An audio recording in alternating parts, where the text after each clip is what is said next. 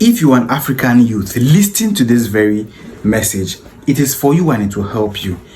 If you're coming across my channel for the first time, kindly subscribe to my channel. Click the subscribe button below and subscribe. I will appreciate that.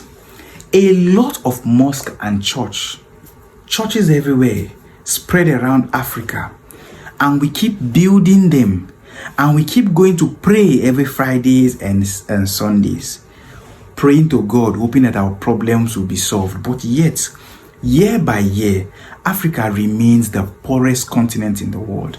Africa has countries that the citizens cannot afford food, no matter how cheap these foods are. Africa still remains insecure, and we still have a lot of youth that are joining terrorism and are still willing to join. Africa, I can say, have the largest number of prostitution, not because they want to be prostitute, but because they have no money, so they forcefully go into such. Now, you see a lot of church and mosque everywhere, and people are praying to God. Praying to God is not the problem. Is not what will solve Africa's problem. Africa must understand that religion is not a solution. Religion is an act of worshiping God. It's a personal race. It is spirituality.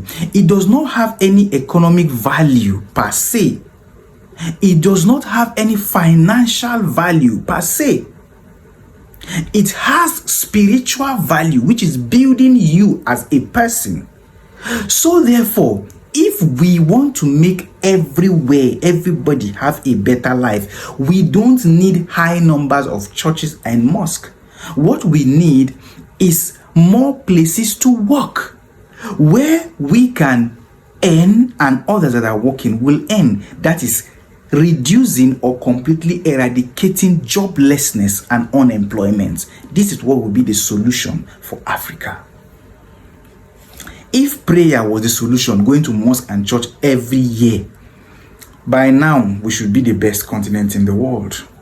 But you see, we will never be there until we prioritize giving employment. You will see somebody will propose to an African leader that he wants to build a massive worship center, a big church, and then we permit it. Is that what will solve the problem of the country at that point?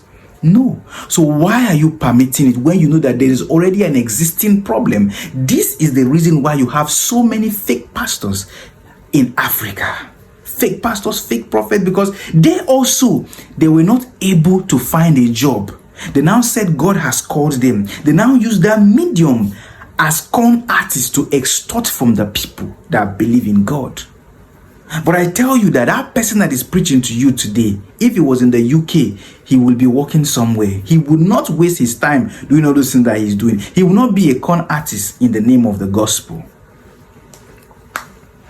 Every day we pray, go to mosque, go to church. Look at the Agadez Libya routes from the northern part of Nigeria to Libya. The Arab people that are carrying you on their truck, inside their truck, and they are selling you as slaves. Are they not Muslims? Don't they go to mosque to pray? But why are they committing such kind of crime? Because there is no job for them. So for them to survive, do you know that no matter what you learn in your Holy Bible or glorious Quran, the very moment you cannot feed, Satan can speak to you and you will misbehave. Oh yes, a lot of girls are in the street today as prostitutes simply because they cannot. You say, but they are not the only ones suffering. Do you think everybody can suffer like you? If you are built to suffer, some people's mindset are not built that way. So if Africa must have a better life, I will say this: we must prioritize eradicating unemployment, removing unemployment. Yes.